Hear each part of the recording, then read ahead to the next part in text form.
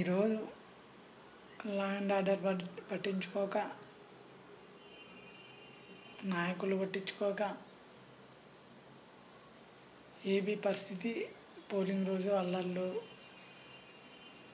ఎవడిష్టారాజ్యం అంది. ఒక సామాన్య పౌరుడు ఓటేయలేకపోయినాడు ఏపీలో. అది మన భారతదేశానికి పట్టిన దుస్థితి. ఎందుకంటే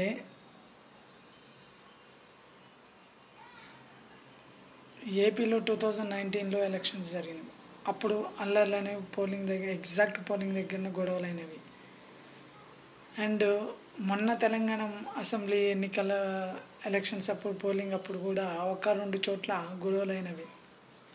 మరి ఇన్ని గొడవలు అయినప్పుడు సరే, నాయకులైనా లా అండ్ ఆర్డర్ అయినా ఈసారి కట్టుదిట్టంగా ఒక బాధ్యతగా వ్యవహరించుంటే ఈరోజు ఏపీలో పోలింగ్ చాలా ప్రశాంతంగా జరిగేది. మన దేశానికి మంచి పేరు వచ్చేది. కారణం సరైన నాయకుడు, సరైన లా అండ్ ఆర్డరు, ఇవి రెండూ లేక మన దేశానికి పట్టిన దుస్థితి ఈరోజు ఏపీ పోలింగ్ ఎలక్షన్స్లో అర్థమైపోయింది.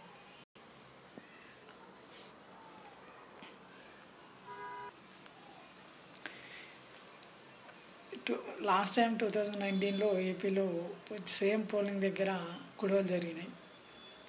అలానే టీఎస్లా అసెంబ్లీ ఎన్నికలప్పుడు కూడా గొడవలు జరిగినవి. అండ్ అసెంబ్లీ ఎన్నికలు 2018 ఆర్ 18 అప్పుడు తెలంగాణలో 1-2 చోట్ల గొడవలు జరిగినాయి. బట్ వాళ్ళు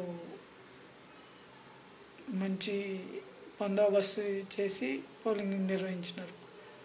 మరి అదే పరిస్థితి మొన్న ఏపీ పోలింగ్ ఎలక్షన్లో కొనసాగించుంటే ఈ పోలింగ్ ఇంత రచ్చ అయ్యేది ఉండి కావచ్చు. అధికారులు లా అండ్ ఆర్డర్ పట్టించుకుంటే చాలా ప్రశాంతంగా జరిగి మన దేశానికి ఒక